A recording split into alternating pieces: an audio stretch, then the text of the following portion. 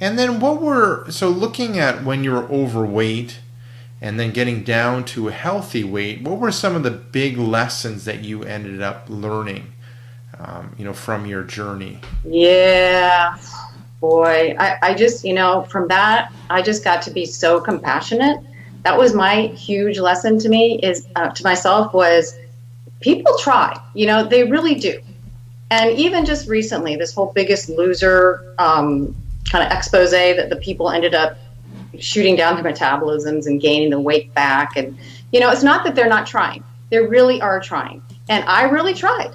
I couldn't do it when I was younger, right? People really try. They just have wrong information, something that's not working right for them. So that was the thing I really pulled away from it is you have to get to finding the right thing that works for them. You don't beat them up about their weight. It's a compassion thing is what I've learned. You just meet them where they are, figure out what their struggles are, and then steer them in the direction that they need to go to get some progress. Okay, no, that's really good. So you've kind of gone through your own, personal struggles with your weight, kind of got back on track. Now you're starting to coach other people, that were where you were at, maybe not necessarily in their teens, but have kind of struggled with things, entered in their 40s and need some help kind of figuring things out. So, how did you end up getting into this coaching thing? And then, why do you think you're a good coach when it relates to, women over 40 fat loss? Yeah. So that relates to the not giving the to-do list because a to-do list is like a book, right? You go, okay, what do I have for breakfast? What do I have for lunch? What do I have for dinner? How do I exercise? You never get the underlying thing. What's inside that has prohibited you so far from making progress? And, it could be the wrong to-do list, number one, but it also could be your fear. It could be the thing under it that you're afraid of. And so there's getting to the lower levels. And it could be fear of change, could be fear of loss. What I'm going to lose eating my brownie that I love, could be the fear of what if, well, what if I give all this effort and then I go right back up like I did before? There's a lot of fears under there. And so you have to kind of work your way in. And, I start off with a sort of let's do a to-do list. But then as people start to trust and give me more and more information, we get down to this is what's really going on. So that's what I like. I like that a lot better than just handing them a to-do list is what I call it. Kind of a do this, do that. We don't need more to-do lists. I know mine's huge. Okay, so then what is the biggest struggle you see with women over 40 and weight loss, and how do you help them overcome that? Yeah, I think usually the biggest struggle is just total confusion because they have been through how many decades now of how many different diet trends and how many things they've tried and maybe lost weight and then gained it back again. And they're so confused and feeling like, should I trust you? Kind of a little bit hopeless, but wanting to hope. So the big thing is, okay, settle down. I will help you. And just getting to, trying to lessen the confusion, like explaining things in very clear detail. What is a carb on the sugar end versus what is a carb on the high fiber, great vegetable for you end, and all the in-betweens. People don't know, where does bread lie? Can I eat bread or not? I mean, there's confusion about bread. Bread used to be something we ate every day, and now people are afraid of bread. So you really have to think about it, and it's different for each individual. So I wouldn't even say, here, eat bread or don't eat bread. I really talk to people about. Some are more sensitive. Some have, you just have to figure out where they are, the point that they are in their dietary abilities. Okay.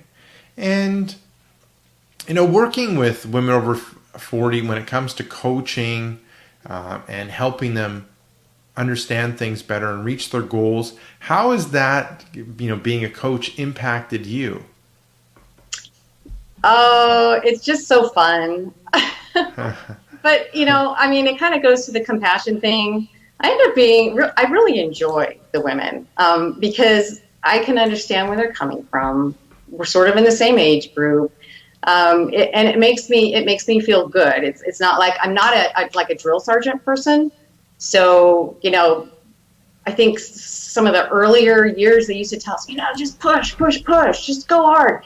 And I don't think that's the way you deal. Maybe guys like that at this age still, but women at this age don't necessarily like that. So I just, it feels good to me. I really enjoy it. I think the women usually tell me how great it is too. That they're having such a good time and we become friends. Now, looking at the whole thing when it comes, we've really focused on the diet thing. We've talked a little bit about the exercise thing. So, what's your point of view when it comes to if people are being good with their diet when it comes to calorie intake? Is exercise necessary if they have things under control when it relates to their diet and calorie intake? Yeah, I think this is a huge point. It is necessary, and especially at this weight, because this age, because what has happened usually is through this sedentary lifestyle, their metabolism has gotten slower. And through this extreme dieting, their metabolism has gotten slower, like the Biggest Loser people, right? Yeah. So yeah, it's really sad. So what you can do is you can boost it up again. You can push. This is the high intensity stuff where you push your metabolism and you get it back up again. You can fire it up and you can get to the point where you can eat more, which is great news. I mean, I really know people who will gain weight if they eat more than 900 calories a day, which is starving. Yeah. That's hardly anything. You can't get your nutrition that way. So yes, you do need to exercise. You do need to keep your metabolism up or bring it up again if it's already been suppressed. And so yes, I definitely incorporate high intensity exercise, but not sprinting running like we were talking about, right? The joints hurt. Yeah. Don't tell them to go out and sprint. Yeah. We do the body weight stuff that gets your heart moving, gets your big muscles moving, and it's high intensity, but you're not out there pounding your joints. Good point. Yeah. So that's the end of the questions I end up having. Do you have anything to leave people with, or was there a question that I didn't ask that you were hoping that I would ask? Anything to kind of wrap up the interview? Well, all I want to bring it back to is just I want to encourage women that it's not beyond your reach. It's really not. And it's not as hard as you might think. Because honestly, this low-fat cardio craze has just ruined people's bodies and their fat loss abilities. I mean, it's just been so hard. So you probably have some damage from that phase if you got into, I'm just going to have bagels with non-fat cream cheese and then I'm going to go run on the treadmill, which honestly I did. And I confess, I did it, right? I mean, that's how I know. And that's why I have compassion, because we listened to the people who were supposedly telling us what was the best thing to do. So just want to bring that back, that there's new science, there's new stuff. It's not that hard. You can do it.